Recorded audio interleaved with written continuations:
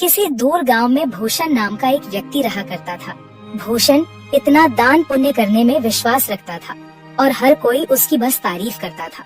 भूषण के पास भले ही अपने खाने को कुछ न हो, लेकिन वह दान पुण्य करने में कभी पीछे नहीं हटता।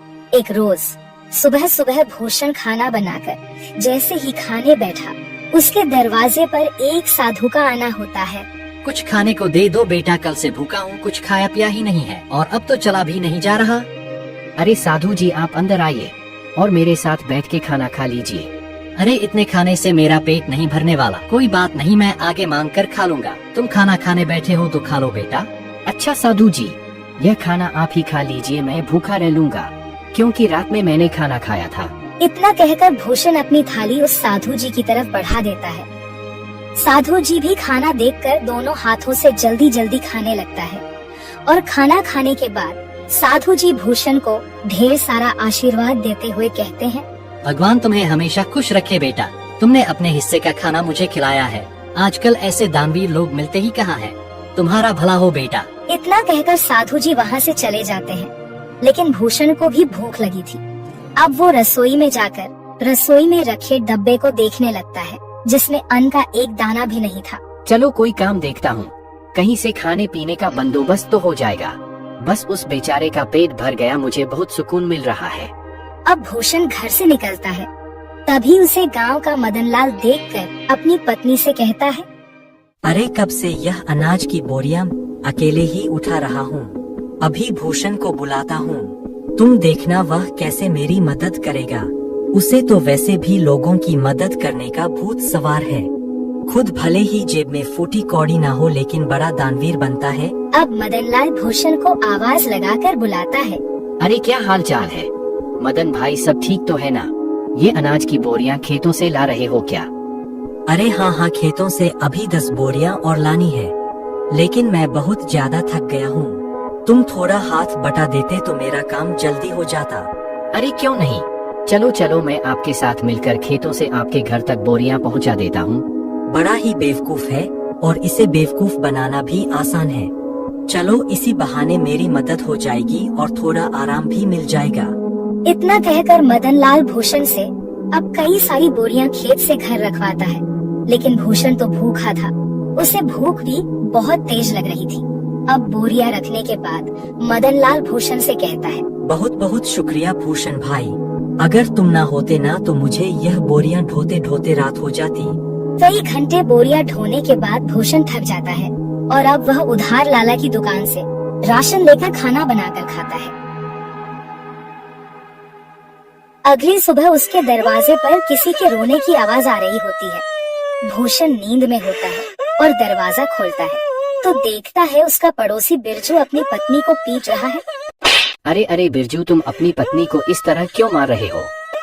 अरे क्यों न मारूं मेरी पत्नी, मेरी मर्जी, तू कौन होता बीच में बोलने वाला? देख बिरजू, ऐसे सुबह सुबह मारपीट करना सही बात नहीं है। पूरे गांव के लोग इकट्ठा होकर यह सब देख रहे हैं, यह अच्छा है क्या? अरे भूषण बेटा, तू भी किसे समझा रहा है? इसे समझाना मतलब अपना सिर दीवार पर मारने वाली बात है। जरूर सुबह सुबह चमेली से पैसे मांगने के लिए लड़ रहा होगा। पीने को पैसे नहीं होंगे ना इसके पास। अरे बुढ़िया चुप कर, ज्यादा बोलने की जरूरत नहीं है। आजकल के बच्चों को तो अपने से बड़ों से बात करने की तमीज ही नहीं है। अरे मैं तो तेरी माँ की उम्र की हूँ और तू है कि मुझसे बदतमीजी से बात कर रहा है। लेकिन मैंने तो नहीं कहा आपको कि मेरे बीच में बोलने के लिए।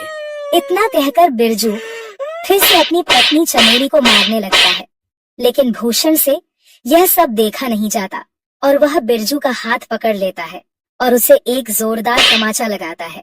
यह देखकर सारे गांव वाले ताली बजाने लगते हैं। बिल्कुल ठीक किया, यार इसी के लायक है। अरे अपनी पत्नी पर हाथ उठाता है और खुद को मर्द समझता है। गांव के ढेर सारे लोग ये तमाशा देख रहे होते हैं। उनमें से एक औरत भूषण से कहती है, आप सच में बहुत नेक दिल के हैं, हर किसी की मदद करते हैं, हर किसी का भला चाहते हैं। हम गांव वाले बस आपसे इतना चाहते हैं कि अगला हमारा सरपंच आप ही हो। अरे क्या बात कही है तूने? यह बात तो काफी समय से मैं दिल में दबाए बैठी थी। अरे हाँ बिल्कुल, भूषण भाई गांव का सरपंच बनेंगे तो गांव में विकास होगा, तरक्की होगी। उस सज्जन सिंह के पास तो गांव के लोग जाने से भी डरते हैं, और रही उससे कुछ कहने की बात तो कोई भी उसके सामने मुंह नहीं खोल पाता। भूषण हर किसी की हर तरह से मदद करता था, जिस वजह से गांव के लोग भूषण को अपना अगला सरपंच बनाने का फैसला करते हैं।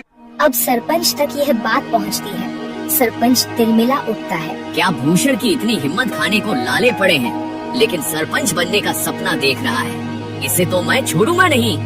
अरे हाँ मालिक, और तो और गांव वाले कह रहे हैं कि चाहे कुछ भी हो जाए, सरपंच तो भूषण ही बनेगा। अब आपको ही कुछ करना होगा, वरना भूषण आपकी गद्दी लेकर ही मानेगा। सरपंच अब सोच में पड़ जाता है कि वह ऐसा क्या करे जिससे उसके रास्ते का कांटा भूषण हमेशा हमेशा के लिए इस गांव से चला जाए। अगले चुनाव में गांव के लोग भूषण को सरपंच बना देते हैं। अब ऐसे ही कई दिन बीत जाते हैं और जब राशन देने की बारी आती है तो सरपंच बड़े ही चालाकी के साथ राशन में मिलावट करवा देता है, जो भूषण को बिल्कुल पता नहीं चलता। अरे बेटा, तुझे सरपंच बनता हुआ देख बहुत खुशी हो रही है। अब कम से कम राशन तो समय पर और अच्छा मिलेगा। अरे हाँ, सब कुछ अच्छा ही होगा। आप लोगों ने इतना विश्वास करके मुझे इस गांव का कार्यभार संभालने का जिम्मा दिया है, और इसे मैं अच्छे से निभा सकूं, बस यही दुआ करिएगा। हाँ, अब गांव में विकास और तरक्की आने से कोई नहीं रोक सकता।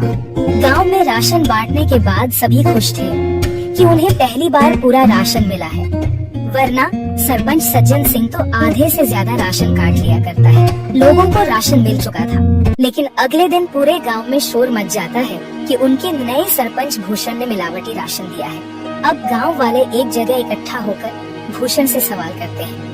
हमने तुम पर विश्वास करके तुम्हें गांव का सरपंच बनाया, और तुमने हमारे साथ ही विश्वासघात किया भूषण।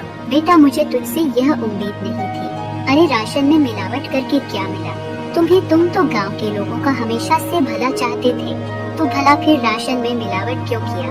इतना मिलावट तो सरपंच जी भी नहीं करते थे। हमने तुम्हें सरपंच बनाकर गलत फैसला ले लिया। बिल्कुल ठीक कह रही हैं कलावती काकी। अभी के अभी तुम इस गांव से निकल जाओ। तुम इस गांव में रहने के लायक ही नहीं हो। ये सारी बातें चल ही रही होती हैं कि तभी वहाँ सरपंच आ जाता है। अरे हाँ, इसे अभी के अभी गांव से निकाल दिया जाए। इस पर विश्वास करके तो हमने बहुत बड़ी गलती कर दी है। अब भूषण को गांव वाले गांव से निकाल देते हैं। सरपंच और उसका नौकर बहुत खुश थे, क्योंकि यह सब किया धरा तो उनका ही था।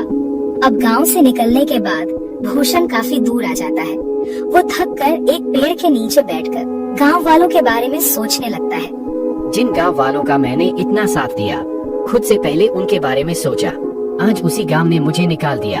अरे राशन में मिलावट भला मैं क्यों करूंगा, और अगर मैंने गांव वालों के राशन में मिलावट नहीं की है तो फिर यह सब जरूर सरपंच का काम है। कोई बात नहीं, मेरे इतना कहने पर भी गांव वालों ने मेरा साथ नहीं दिया, मैं इसे कभी नहीं भूलूंगा। इधर सरपंच फिर से अपनी चाल चलता है और गांव वालों का विश्वास जीत लेता है।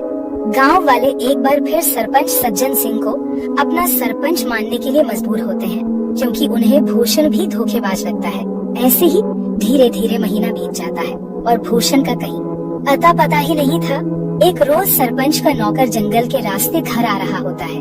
तभी वह दो आदमी को बातें करते हुए सुनता है, जो भूषण के बारे में बात कर रहे थे। अब वो नौकर घबराता हुआ घर पहुंचता है और सरपंच से कहता है, मालिक, मैंने दो लोगों को आपस में बातचीत करते हुए सुना है। वो दोनों भूषण के बारे में बात कर रहे थे। वो जंगल में जो झोपड़ी है ना, उसी में भूषण आत्महत्या कर लिया है, और यह करीब एक सप्ताह पहले की बात है।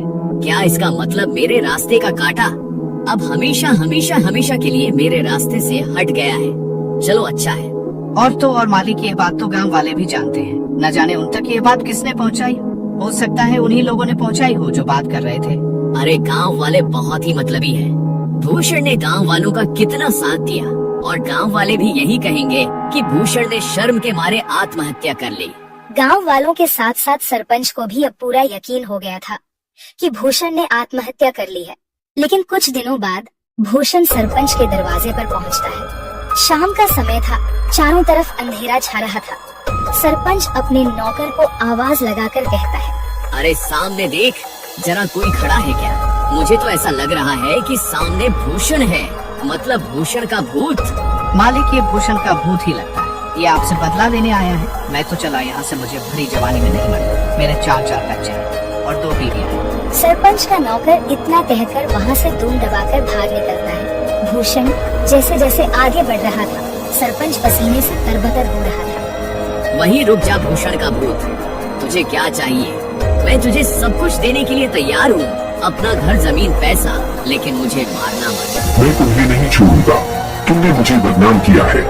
अब तुम यह सच गांव वालों के साथ सामने बोलोगे, वरना मैं तुम्हें मार डालूंगा। अरे हाँ, मैं गांव वालों के सामने सच को बोलने के लिए तैयार हूँ, लेकिन मुझे मारना मत। अब सरपंच रात के समय ही गांव वालों को इकट्ठा करके सबके सामने सच को बोलता है कि उस दिन राशन में मिलावट उसने और उसके नौकर ने की थी। आप लोग भले ही मुझे भूत समझ रहे हो, लेकिन मैंने अपने आत्महत्या की खबर झूठी फैलाई थी ताकि मैं चोर को पकड़ सकूं, और चोर आप सभी के सामने है। मैंने हमेशा लोगों का भला किया, तभी तो आप लोगों ने मुझे इतने सम्मान और प्यार के साथ दानवीर कहा। भाई, मुझसे गलती हो गई, मुझे माफ कर दो, मैं तुम्हारे आगे हाथ जोड़ता हूँ। अब उसी वक्त गांव वाली सरपंच को गांव से निकालकर सरपंच की जगह भूषण को गांव का सरपंच बनाते हैं और भूषण से माफी मांगते हैं कि वह सरपंच की बातों में आ गए थे और उन्होंने बिना सोचे समझे उसे गांव से निकाल दिया था।